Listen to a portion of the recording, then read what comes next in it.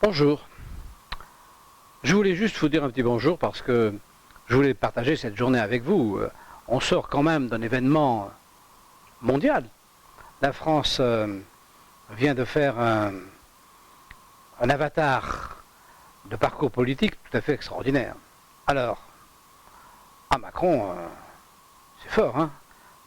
Et il y va fort pour le chômage, parce que d'un seul coup, il a quand même collé plusieurs centaines de députés au chômage. Alors, puis ça va coûter cher, c'est un gros chômage, ça. Là, il y en a au moins 300.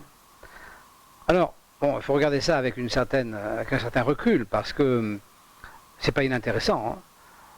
Moi, je me dis, cet homme, qu'est-ce que j'espère qu'il va m'apporter? Vous allez voir, c'est pas compliqué. Moi, j'espère qu'il va m'apporter de l'honnêteté chez les élus, c'est-à-dire des collectivités locales qui limitent leur travail à ce qu'il doit être, c'est-à-dire à vérifier que ce que l'on fait est correct, mais pas à vouloir à tout prix le faire à notre place, ou pas vouloir à tout prix, je suis promoteur, vous le savez, pas vouloir à tout prix que sur chaque programme, il y ait une espèce de bakchich politique sous forme d'avantages qu'ils pourraient donner à tel ou tel de leurs électeurs pour pouvoir les conserver, et que nous payons.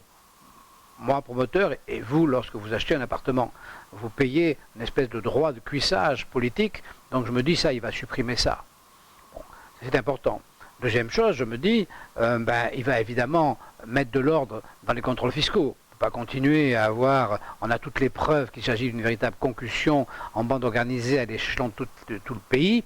Il va mettre de l'ordre là-dedans. C'est ce que j'attends, c'est pour ça que j'ai voté pour lui, pour son représentant, que je ne connaissais absolument pas, parce que moi je vote à 7.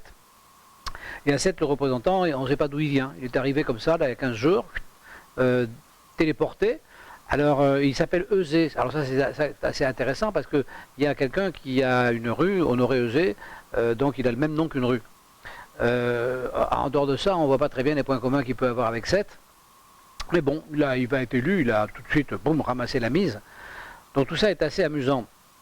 Donc je me dis, voilà ce qu'on attend, voilà ce que moi j'attends.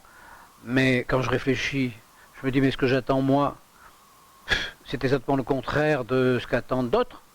Il y a des tas de gens qui ont envie qu'il y ait davantage de contrôles fiscaux, davantage d'impôts, que les promoteurs soient davantage soumis, qu'on leur donne leur appartement, qu'ils aient pas besoin de le payer. Donc je ne suis pas du tout...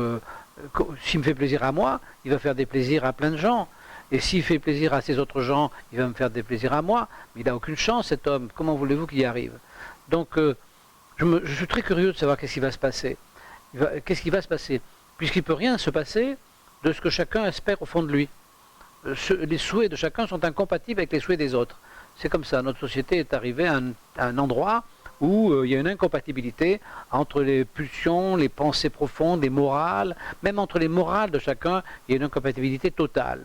Donc on est dans une situation où on ne peut pas s'entendre, puisqu'on a tous des impératifs ou des objectifs qui sont complètement différents. Évidemment, les impératifs de celui qui paye l'impôt sont différents des 50% qui n'en payent pas. Bon, et ainsi de suite. Les impératifs de celui qui a déjà sa maison n'ont rien à voir avec celui qui n'en a pas. Celui qui a déjà sa maison, il veut autour de lui qu'il n'y ait que des champs, bien sûr, et des petits oiseaux. Mais celui qui n'a pas de maison, lui, il veut qu'à la place des champs et des petits oiseaux, il y ait sa maison. Il veut son nid. Mais ça ne va pas, c'est pas compatible avec l'autre. Bon, celui qui veut faire du vélo, il veut que des pistes cyclables. Celui qui veut faire de la moto, il veut des pistes de moto. Et celui qui veut faire de la voiture, il veut pouvoir rouler. Ben oui, mais on ne peut pas, parce que si celui qui fait à une voiture roule, il ne peut pas rouler, parce que ça gêne ceux qui respirent, parce qu'il paraît que ça empêche les gens de respirer. Donc, si vous voulez, toutes ces choses qui ont toutes pour espoir que M. Macron leur donne satisfaction, disant ça ne peut pas se faire. Donc comment ils vont négocier ce virage? Qu'est-ce qui va se passer? La semaine prochaine, je vais aller revoter pour Macron, parce qu'il n'y a pas de raison, puis je pense que tout le monde va y aller. Donc c'est pas 80% de l'Assemblée nationale qui va avoir, c'est 100% normalement. 100% de l'Assemblée nationale.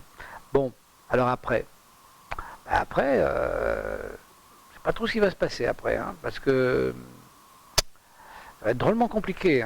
Quand il aura fait la démonstration que ça ne peut pas se faire, je ne sais pas. Je ne sais pas. c'est pour ça que je voulais partager cette espèce de moment de folie avec vous, là, cette journée d'aujourd'hui, où tout le monde pense que tout va aller, que chacun va avoir ce qu'il attend. Ce côté, si vous voulez, vous voyez, genre 23 décembre. Oui, le 23 décembre, ben, vous dites, ah ben le 24, j'aurai le cadeau que je veux. Et puis, ben, la plupart du temps, vous ne l'avez pas. Hein. Bon, et là, c'est un peu pareil, quoi. Donc, ça va être tout à fait intéressant. Il n'empêche que je suppose qu'on va toujours avoir les huissiers qui nous courent après, les ATD qui tombent comme des grelons, les ventes forcées, les frais qu'on ne peut pas payer parce qu'ils sont trop élevés, voilà, toutes ces choses qui font que on ne peut pas travailler parce que chaque fois qu'on veut faire quelque chose, il y a une nuée de fonctionnaires qui sont comme des mouches. Vous savez, c'est là qu'on se sent un peu une merde parce qu'on a toutes les mouches qui sont, sous forme de fonctionnaires qui nous tombent dessus, exactement comme les mouches vont sur les merdes. Alors c'est vrai, on se dit, ben moi je suis quand même pas pour que j'ai toutes ces mouches sur le paletot. Donc toutes ces mouches là, ben, elles vont pas disparaître. Hein. Donc je crois pas que notre vie va beaucoup changer. Je pense que, voilà, je pense qu'on va continuer notre petit bonhomme de chemin avec notre petit blog.